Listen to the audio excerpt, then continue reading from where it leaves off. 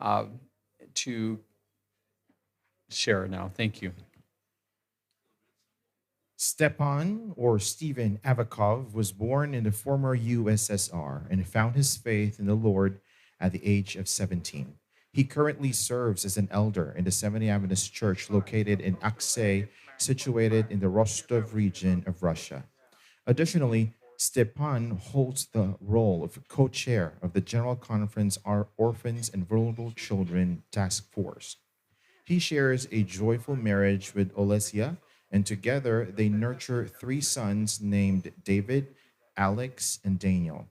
Stepan initiated the establishment of the Adoption Support Center based in Rostov with the aim of aiding adoptive and foster families. The ministry actively engages families through seminars, Bible counseling, and providing medical and legal support. The center's mission actively equips families with Christian tools, aiming to empower parents in leading children to Christ and fulfilling God's will for them. The goal is to actively remove as many children as possible from orphanages and place them in caring Christian families where they not only receive basic necessities, but more importantly, encounter Jesus. Good morning to everyone.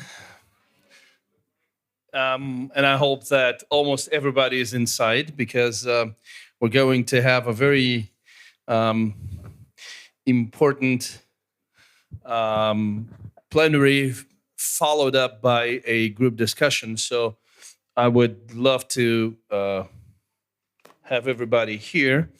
But before we actually start the four foundational blocks to the ministry or to the organization of a ministry, let me say it's sort of a pre-word. So let me just make this three-piece or three-part pre-word. First of all of this means nothing if we don't pray, right?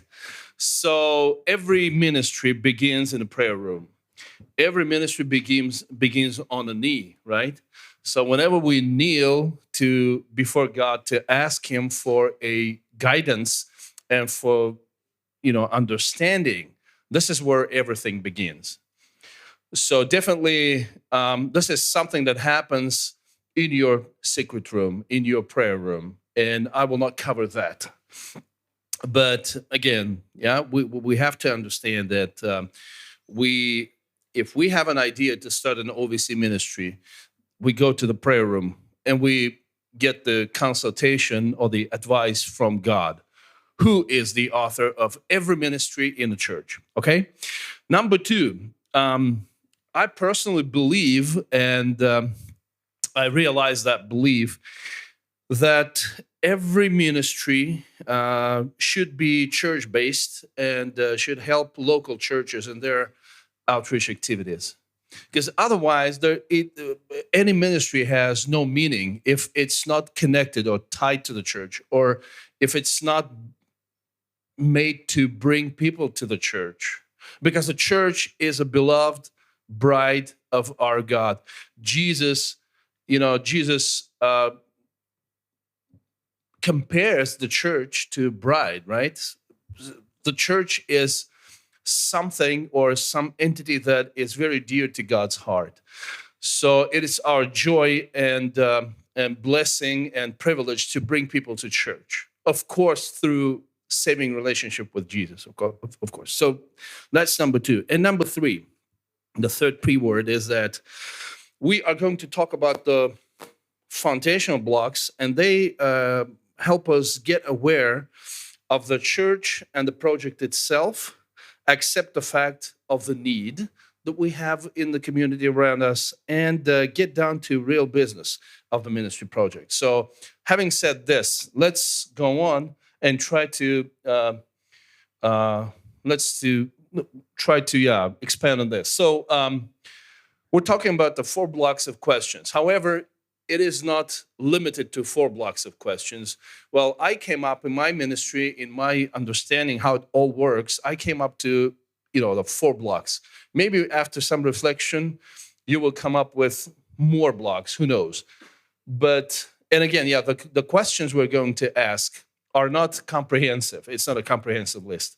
It's just a list. You can add, you can take away. But the most important thing is that there are questions that we have to ask before we want to sit down and, before we actually start the business. So start the ministry. I say the business, but meaning the ministry, right? So let's go. The first block of questions, and basically we have 4, meaning that we're going to build 4 important corners of foundation that would allow the ministry to go on and grow effectively. So the first block of questions is how to build the project team. You can't serve without a team, even if your ministry is like a ministry of one person, your personal ministry. You still have a team, right? Because you have those who support you. These could be your family, could be your church friends, could be your pastor, whoever, but you won't work alone, okay? So this is why for us, and I believe that most of the people here are denominational leaders, right? Who of you are somehow related to a denominational entity, whatever it is? Division, union, conference, anybody from a local church here, would you please raise your hands so we can see that this is something that is important for the... Yep, thank you. Thank you. So this is important, right? Because to us, the place where we get the resources, the manpower, the people, the volunteers for the project, the team for the project, is our local church. And before I came here, actually, I had a seminar on how to launch a ministry, social ministry in a local church, in one of the churches. So I visited them. I preached Sabbath morning. Then after lunch, we had a seminar. And I was asked a question, like, what can we do? People say, you come from a big church. You have plenty of resources. But what can we do if we are part of a very small church? We have like 30-some people or 20-some people. So it is very important. It's crucial to have those questions asked then. Let's go through the questions pretty quickly. Are you familiar with the people, your church people, interests, hobbies, activities? And this is important. Actually, like, in my church, I always had an idea of starting a chess club to, involve people from outside into the church. And so we could study the chess and play chess. And by the way, we could talk about Jesus, because this would be in a church setting. The problem was I didn't know any one of the church members who would know how to play chess and how to organize all of this stuff. And I prayed a lot, and I just couldn't find anyone. And then one of our brothers passed away. It happened. He had a heart attack, and then he died. And so I was there at his funeral, preaching. And then I learned that some of his friends, outsiders, not church members, said that he had a special, I would say, degree in chess. He played chess all of his life. And he was a trainer. He was a coach in chess. And I came home totally broken. I was praying for 2 or 3 years about a chess club in my church, because I thought that would be a good way to involve at least some people. And I couldn't find a person who would do this. And here I had this man next to me every Sabbath. He was our prayer leader.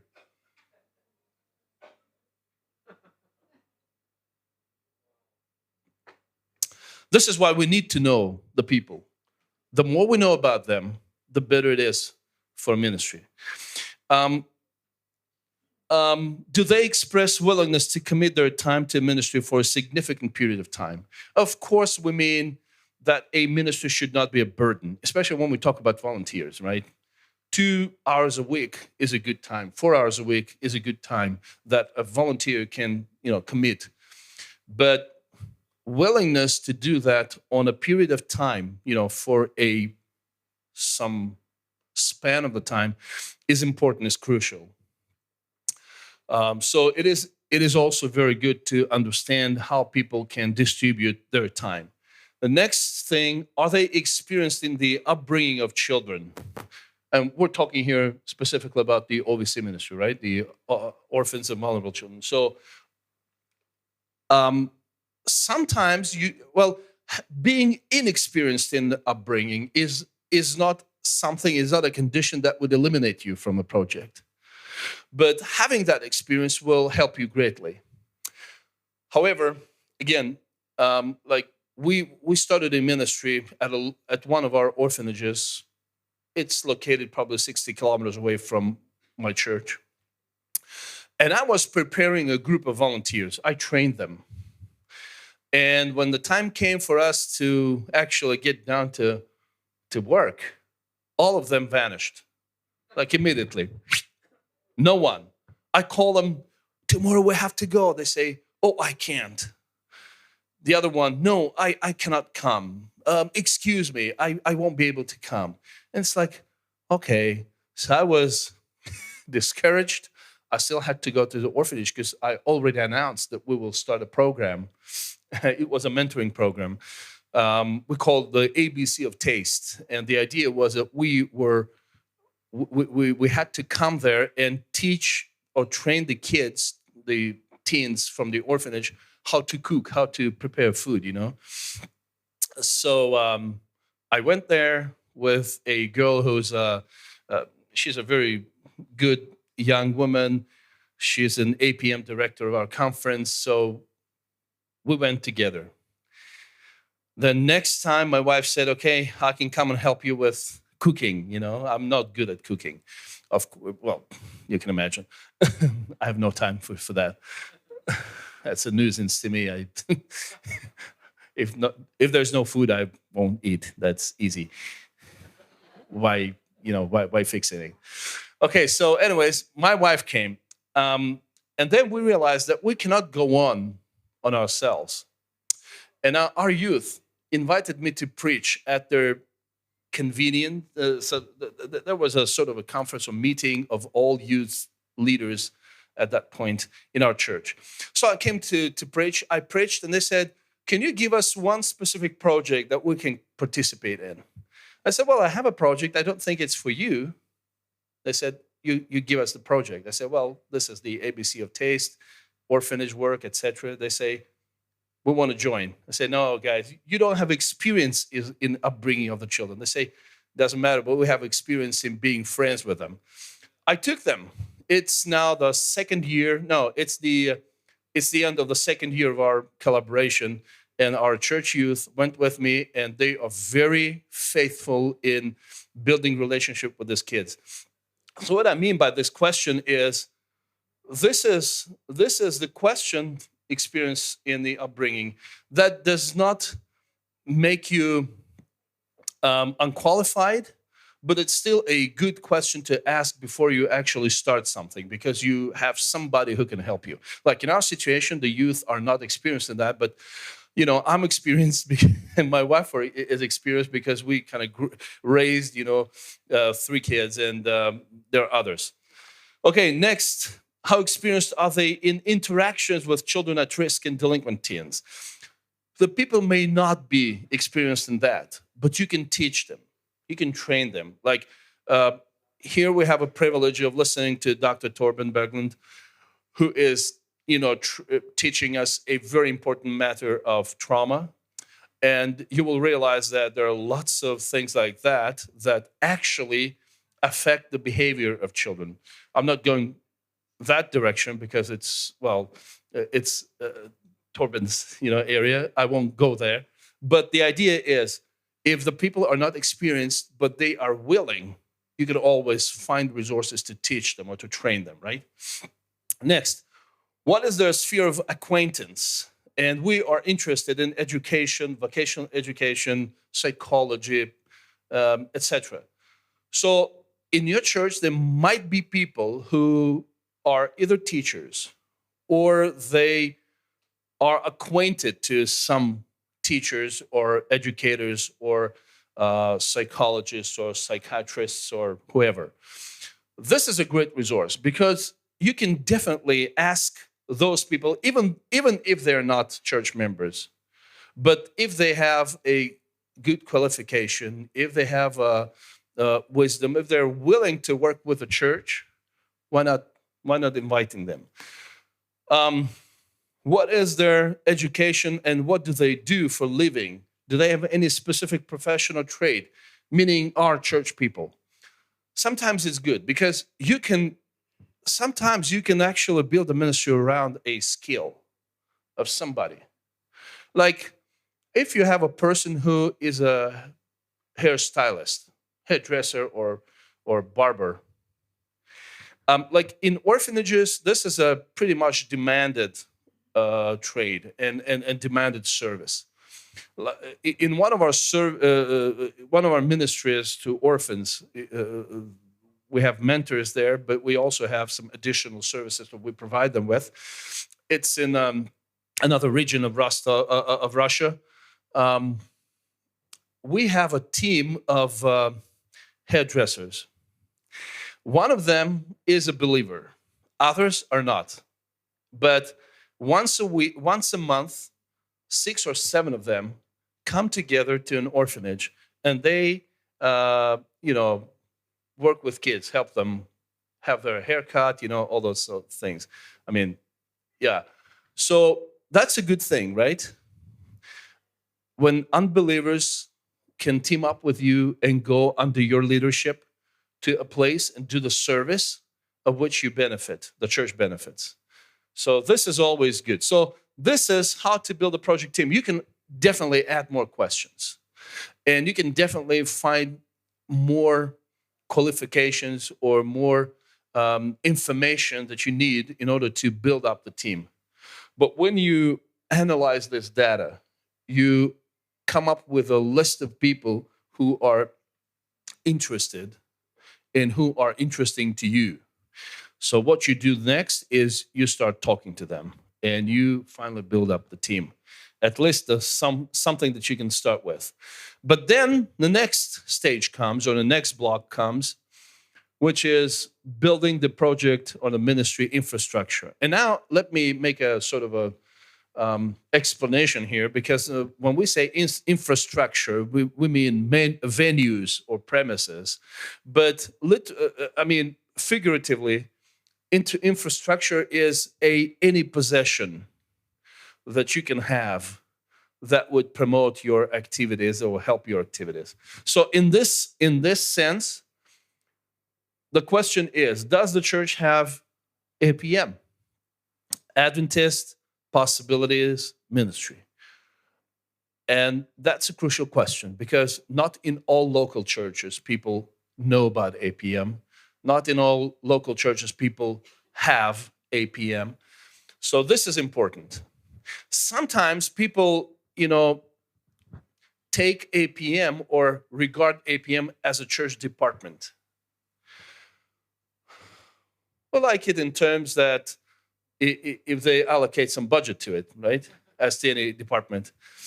But the reality is APM is a grassroots movement. It's an initiative. It comes from a person. It comes from an individual. But still, it's good to have APM in your church. So that's the first question you ask in terms of the church infrastructure, right? The next question is, does the church have any social ministry or a social ministry department like Tabitha or other social ministries that we might have, like when we, provide clothing or when we provide food to people in the community? Is the church presently involved in any social project? That is helping, because if the church has any experience in doing a social project, that's going to be helpful to you when you begin a new ministry, because there is some experience already,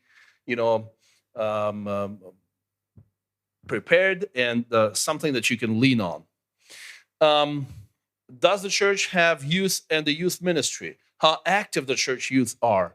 That's an important question, because the youth are usually those who can take the burden of going somewhere. They have energy, they have enthusiasm, so they might be the moving part of the ministry, right? Sometimes in churches, people regard youth as those who can be always guilty for doing something wrong. Like in my church, there was we had a campaign. It was a big evangelistic project, satellite. And so we had this satellite, projected on the screen, and the preacher was, he was preaching at some point, and everything disappeared. Like we lost the signal. And the pastor looked up and said, "Hey, you youth, turn off your cell phones. You brought the signal." And you understand, the young men are very inventive. They called immediately to another city and realized that the signal is gone there too. And they said, "Okay, pastor, our cell phones are so strong that we killed the signal to that city too."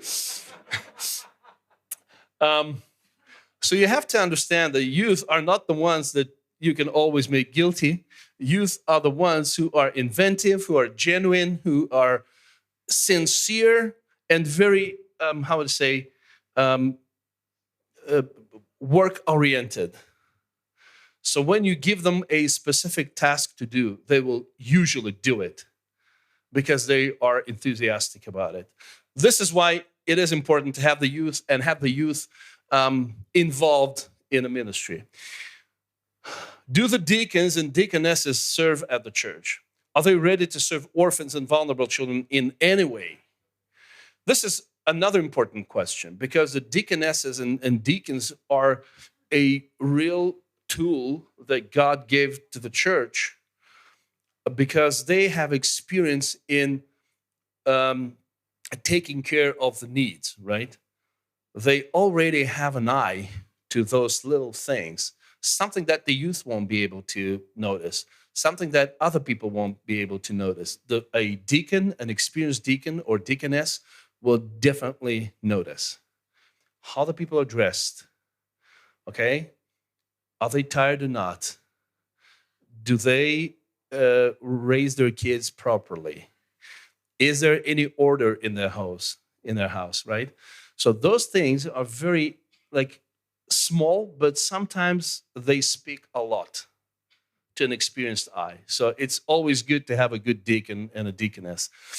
And the last, does the church keep records of the church families? Are the full Adventist families willing to commit some time to serving? I don't know what it says, but the idea is, are the Adventist families willing to commit some time to serving orphans and vulnerable children? What we mean by that is that in many churches, there's a family department or the family ministry department. This is where we can also go to.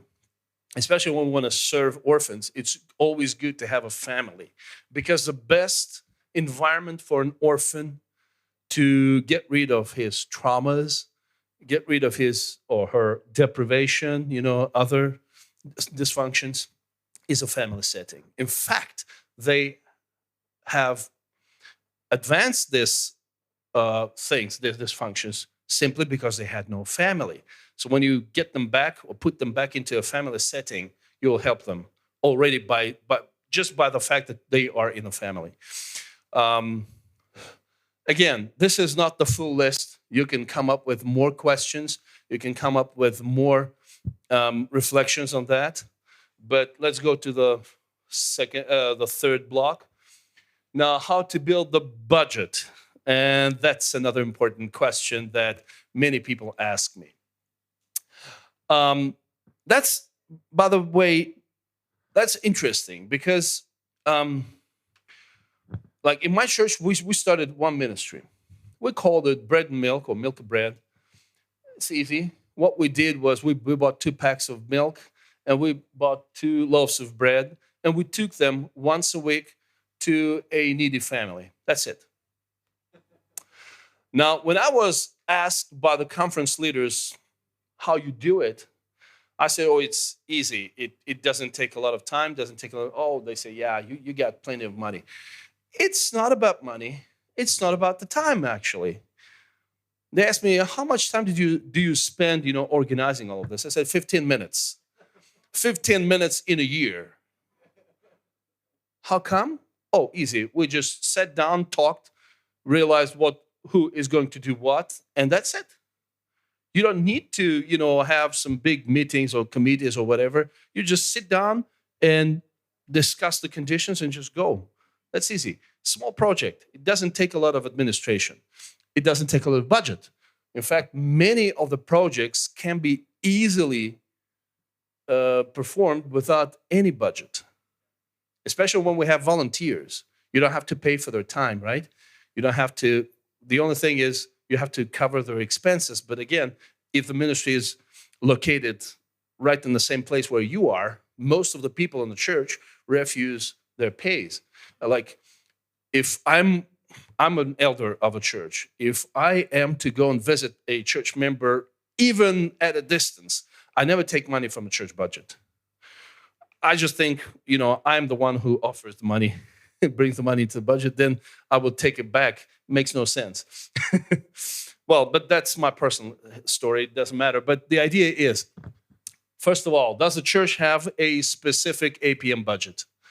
And does the church have a budget for any social project at all? Not in many churches, it's a reality. Unfortunately, and I heard some explanations that I didn't like at all. Like, we can't afford having social projects on the budget because we will then have less money allocated to the outreach ministries. And I have a question, how do they, correspond? Don't you see the connection between the one and the other? So that's the type of questions that I don't really like, but this is something you got to think about. Do we have any APM budget or social project budget? If no, how does the church finance social projects? So let's assume there's no money in the church for social project, but still, every church has some social activity, right? How do we budget it? How do we pay for it? It's another question that is important to understand. Next one, does the church provide funds for the personal ministry department? Now, personal ministry is another thing, right? We have Sabbath school and personal ministry together. Sometimes they are divided, Sabbath school and personal ministry. It doesn't matter. But the idea is, do you have any money budgeted for the personal ministries? Because this is, any social project is finally a personal initiative or personal type of ministry, right? So this is how we could also allocate funds for this. Do the people offer willingly for the church social projects? Are they ready to keep on offering? What does it depend on? We realize that a good report, behavior, it's a good behavior when you report to the church, back to the church, how you use money on social projects. It's always good to show what it was before and what it is now after you did the ministry. We realize that when you report only once a year, it greatly declines the budget. So you should probably make those reports every 3 months, every quarter. That helps. But also, that not only helps in terms of the reports and the transparency of the project, but it also helps the willingness of people to spend more money on this. Because they can, you see, this is type of a story that is very good for everyone. Like when you see a person who was depraved, who was in need, who was socially unprivileged, and after some efforts, you apply it, you can see the same person, not depraved, not socially unprivileged, a person who is now becoming more and more closer to what we call a social adopted person. It makes it becomes a visible, something that you can lean on again in your conversations.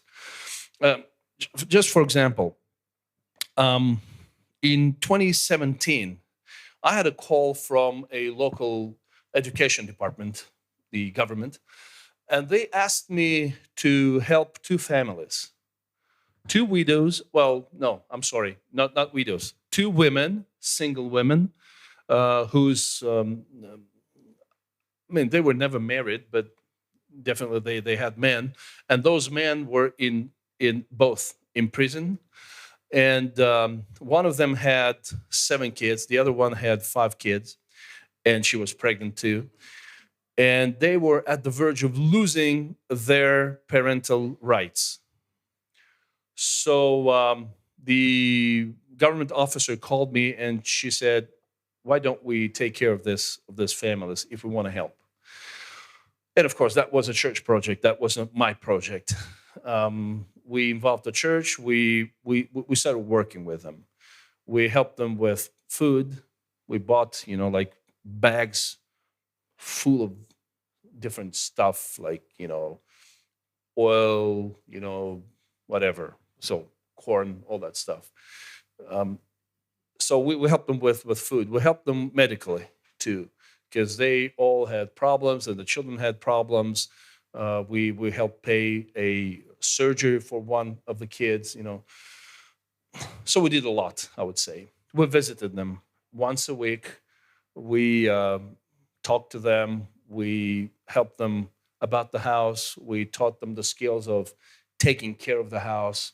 One of them lived in a small, I don't know how to call it. I would call it a hobbit hole. I had to enter it and I had to literally go like this. And I couldn't stand there. I stood like this and I talked to her. So we helped her change the place and she moved to a good house finally. In year 2021, basically we were working with them about 3 years and a half. They both came to me and another elder from my church and they said, okay, you pray to Jesus with us. I say, yeah. Can you tell us more about this Jesus? And I'm like, yes.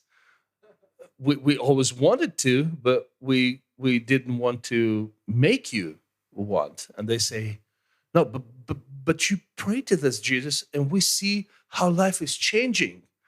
We want to know more about him. And so we started the Bible classes with them. And when we started the Bible classes, we realized they were illiterate. And forgive me for this word of, this game of the word, but they were literally illiterate. Literally illiterate, right? They couldn't read. We opened the Bible and we spent 1 hour just to read one verse. So you can imagine that we spent about 2 years in this Bible class. At the end of it, they were literate. They could read. They not only knew the truth, but they also could read, and they could see how the truth is changing them. They both confess Jesus as their Savior. So what I want to say is that sometimes this type of stories, they are so impactful, you have to share with the people in your church, right? So the question is there a plan for social ministry needs fundraising at the church? Do you have a special day at the church to raise funds for your social projects? Or a special time? Like in my church, every 3rd Sabbath, what we do is we share the names of the products we want the church members to volunteer to buy. So they take this little line of paper. It says, let's say, a can of something, I don't know, or olive oil, or sunflower oil, or rice, or anything. And so the people get it, and in a week, they are supposed to bring the real food, and we store it. And then we have this 5 or 7 bags full of this stuff. And we take them once a week. We take those bags to the needy people in the society. And those people are greatly blessed. Once we brought it to a migrant family. They came to Russia from Uzbekistan looking for work. And they just couldn't find anything. And they were absolutely broke, and they were depraved, and they were poor. And one of our church members knew them, and she brought them to the church. We helped them with clothes, and we gave them, something to eat. And then we started to take these bags of food to them. You know what happened then? In 6 months after our prayers and our help, they said, "Thank you, no more." We said, "Why?" They said, "Praise the Lord. We found a job. It's a good, well-paid job. We can take care of ourselves. So we want to participate with you in gathering this food so that we can bring it to other people in the community." Isn't that amazing? So this is something that we can do. Does the church have a specific APM budget? We already spoke about that, but is that, sorry, this is a sort of a duplication. We can get rid of this. It's somehow this part just, repeating itself. So these 5 questions, but again, you can have more questions. You can come up with more questions. Especially, we understand that the context, the cultural context or the local context is different everywhere. So you could definitely add or remove some questions from this block. And the last one, how to build a project environment. Now, as we talk about the environment, we mean everything that encircles us, everything that is surrounding us. And here we basically think about the community around us. Okay, sometimes our view of community and the community's view of us are different, and that's a bad situation. We have to kind of keep it in balance, right? Is the local community aware of your church? How positive is this awareness? Sometimes the community is aware of the church, but it's a negative awareness.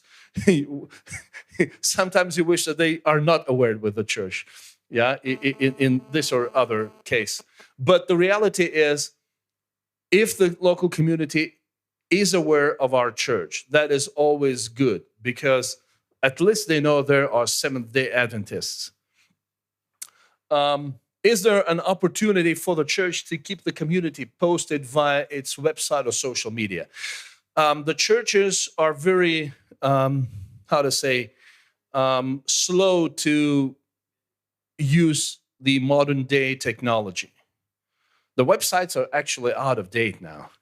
Nobody uses websites, but we use the QR codes that would take you to a specific page or a specific social media and information. But even having said that, website would still be a good thing, because it's a good landing page for many people to just come and get to know your church, right? Now, social media is something that takes more fine-tune, I would say, because social media is something that you have to refresh better every day, but at least 2 times a week. Well, the worst situation once a week, but you have to refresh it all the time and fill it with the content. The thing is, the content that we create at the church is, first, honest, true. Second, real. Third, it inspires people. Many, if you visit social media by corporations, some of the things that they, publish there are absolutely, detached from reality. Especially when you talk about the political things, that's absolutely detached of the reality. But the church has a privilege to post the most realistic and actual information. We have to use that privilege.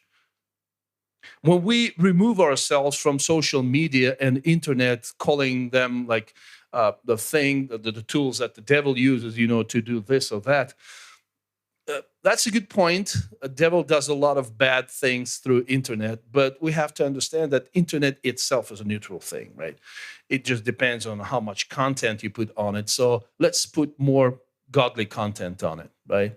Let's put more something that inspires people, encourages them, changes them for God, right?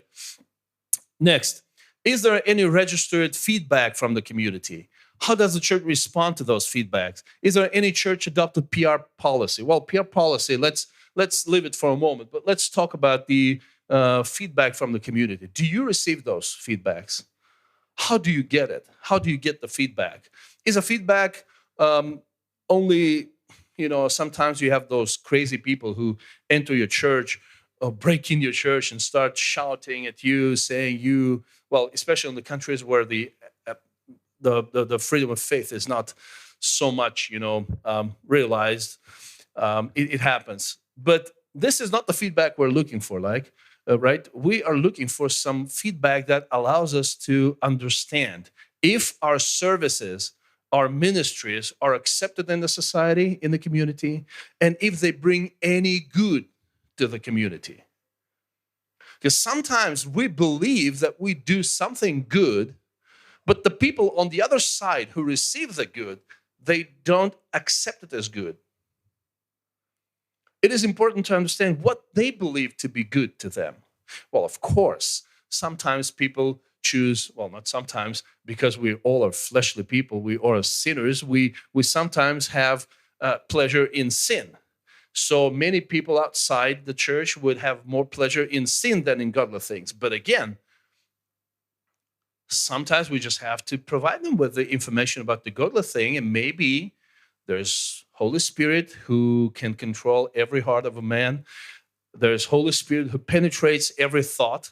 He might work, right? So let's provide some information that the Holy Spirit can use to bring it to their minds and lives. This is how it should work. And then we also have to hear critical feedback because it helps us change. It helps us understand that there's something that we do wrong that we have to, correct and do it in the right manner. Is that right? Okay. Is there an opportunity for the community members to make offerings to the church-operated social projects? That's a question. Do the people in the community make any offering? A good example would be this. On Easter, in our culture, many people go to cemeteries. It's contradicting any Christian, even Orthodox belief, but people still do it. So for many years, we struggled with that. We wanted to invite people to the church on Easter to celebrate the risen Christ, but they went to the cemeteries instead. And when I proposed first time, let's go to the cemetery where the people are, I was ostracized by the people in the church. Like, are you crazy? Nobody accepts this. This is wrong to go to the cemetery on Easter. So I had been working with this for 1 year. Finally, they said, okay, let's try. We had our choir. We talked to the cemetery director. He allowed our choir to come and sing. So we took our choir. They stood there and they sang for 3 hours. At the same time, a group of volunteers from the church, we took those little plastic bags. We put some books there, like the book of the year, we would put there. And we gave it to the people who came to the cemetery. In 15 minutes, we ran out of our books. We had no more books. because we distributed all of them. So Pastor and I looked at each other, and we immediately rushed back to the church. We got, a truck full of books. We brought them back. In 3 more hours, they were all gone. We went back. We got another truck full of books. We came back. We distributed the books. So by the end of the day, of this 3 or 4 hours while our choir was singing there, we distributed more books than we ever distributed in 1 year. Can you imagine? Next year when we came, everybody came willingly now. And we had this choir, and we have a wonderful choir, and we have a wonderful musical ministry. So they sang beautifully. All of those Christian songs, very sometimes triumphant hymns.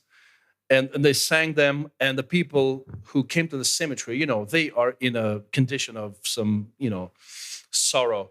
And they hear this, and this brings some easiness to their hearts. And they would stop there, and we were able to talk to them, and we discussed many things, and we gave them hope. We gave them, support, the spiritual support. And one of them said, "Can I donate some money to you?" And we said, we don't know. He said, no, please. This is my gratitude to you. And he put this 1,000 rubles. And we were like, okay. So next time, the third year, we came with a jar. It's a glass jar, 3 liter. We put it there, and we said, if you want to donate money, you can donate money. So our choir, every year, they have this ministry, and we get the donations, the offerings from the community. And one interesting thing was the first year when we came and we sang, we had some people who were really angry with us. They said, "Go away from here. This is our Orthodox cemetery." And I would say, no, my wife is here, and my wife's father is here, and many of our beloved people are here. So this is not your cemetery. This is our cemetery. And so we argued like that in 3 years. An elder from our church and myself are standing there talking to the policemen who are now to guard us. In fact, we do have a police support. We have the local militia support. So we stand there and talking, and we see these 2 men, just passing by us. And one of them says, "Who are this? Why are they singing here?" He says, "Don't you know? This is the Adventist cemetery. They sing here." So this is how you make a reformation in people's mindset. They see what you do, they understand that what you do is good, they accept you, and they give you credit for that. And we give that credit to God, of course. So, how transparent is your church for your community? Does your church comply with the standards of transparency and openness accepted in the community? I would say even protection. And when we work with children, it's the child protection standard. Do we understand that working with the community means complying with the standards of the community? And today, Anna Gabriela, enlightened us on some of the issues that we have to bear in mind when we, talk about the working the church or, cooperating with the government. But this is the same question. Do we comply with the standards? Sometimes our standards are higher, but sometimes our standards are lower than those accepted in the community. So we must make sure that the standards that we have in our project comply with the standards in the community. Like, for example, an orphanage. One of the standards in the orphanage is that they can't have children work, because this is considered to be the children exploitation. And of course, it's the abuse of children, children work. Now we come and we teach them how to use their, cutlery, all the stuff, how to use knives and how to cut in pieces or slice something. And that's definitely a difference between what they have and what we have. But they accept this because they understand the standards they have prevent children from developing useful skills. So they allow us to teach them how to use knives. Sometimes there are other things where we do not comply with our standards, and that's not good. Like, for example, one of the kids we took over for a mentoring program, he spent a night with at the house of our family, mentoring family. And in the morning, they were having breakfast, and he lost his, he dropped his spoon, I think, and he, he kind of bent to pick it up. And when he was bending, he hit his eye against the corner of a table. And there was such a bruise, he couldn't see with that eye for time being. We brought him to the church, to back to the orphanage, and they could see this, this blue burning bruise, and they said, we're going to call police. And they started the procedure, the legal procedure against the mentor. So it took us quite a time and quite an effort to actually, solve this problem. But this is where we should understand that the standards of protection we have and the standards of protection that, let's say, an orphanage has are different things. And we have to be aware of those things. And the last thing, if it's impossible to involve the church to the ministry in the community, are there opportunities to use or cooperate with any parachurch or umbrella type organizations that are not affiliated with the church? What I mean, sometimes the church is not accepted in the community by some reason, but we still want to serve, right? We can't avoid serving. This is something we are set for. So do we have any opportunity to cooperate with any organization that can help legally, that can help in terms of advice or organizationally, that we can give our services to, and that organization can use our services to serve the community? You understand what I mean, right?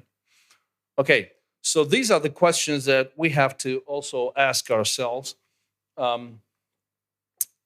before we actually get down to the ministry. So I'm done for this time.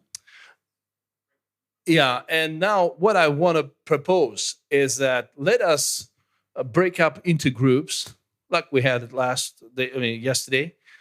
Let's break up into the groups and let's discuss those. We are discussing now block 1, I guess, right? So I will, these are the questions for block 1. So what I want you to do is that we're talking about the team, building the team. So let us break up into groups and discuss how we are going to build a team for our OVC ministry, right? I want you to leave this place on Monday with an understanding of how you go home and start a specific OVC ministry in your church, in a specific local church. So with that goal in mind, let's get together in a group setting and let's discuss these questions. Maybe you can come up with other questions too, which is perfect, okay? And after you have the group discussion, we'll also have time to, well, at least you turn in your papers, and if time allows, which I doubt, but if time allows, we will maybe hear some of your answers, okay? So yeah, please, let's break up.